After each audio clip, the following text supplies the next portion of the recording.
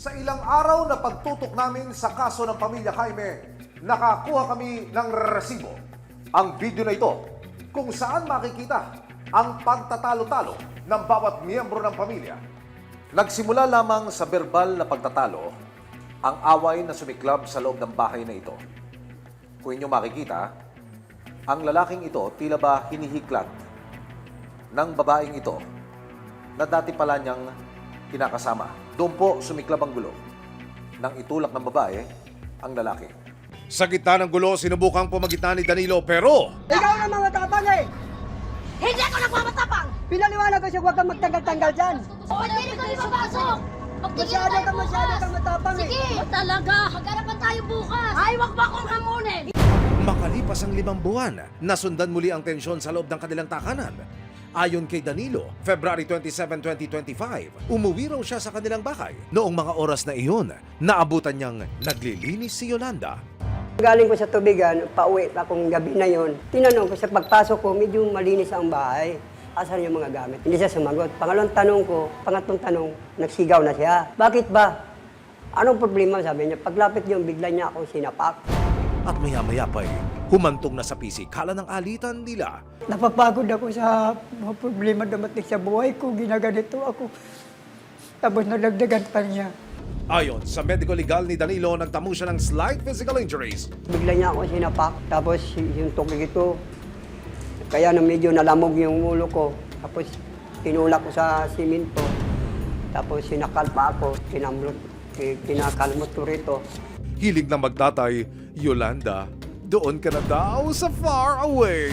Ang sabi niya sa akin, Yoli, naghahari-harian ka na dito sa bahay na to? Wala kang inambag dito. Pangalawa, sampid ka lang dito, sumama ka sa ibang lalaki. Parang ganun, ma'am, hindi ko nagustuhan yung sinasabi niya.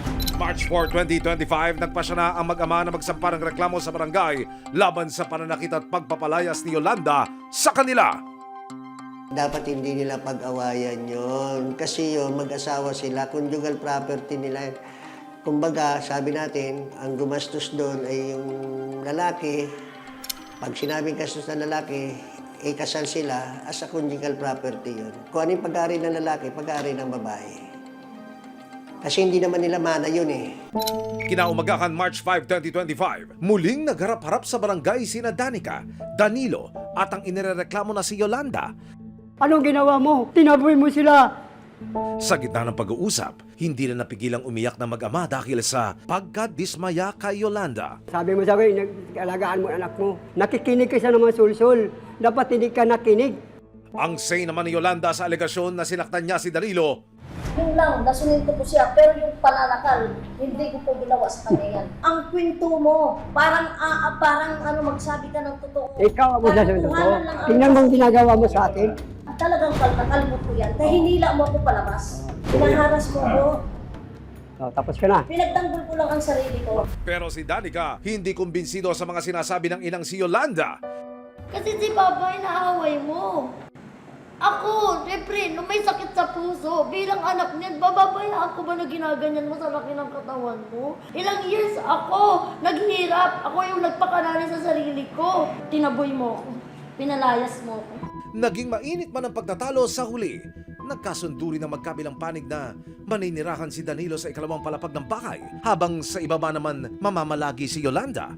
Habang si Danica napagpasyahan na maninirahan sa ibang bahay kasama ang kanyang pamilya. Inanyayakan din ang lupo ng dating mag-asawa at kanilang anak na magkasundo na. Itong pagharap natin, ayos na po tayo rito, Danilo, Danica. Oo. Naamin ko, nagkasala ko sa'yo. Pero ngayon pa lang po, humingi na po ako ng kapatawaran sa iyo. Lalo na po sa anak ko. Maya-maya pa, tila na naigang panawagan ni Danica sa kanyang ina.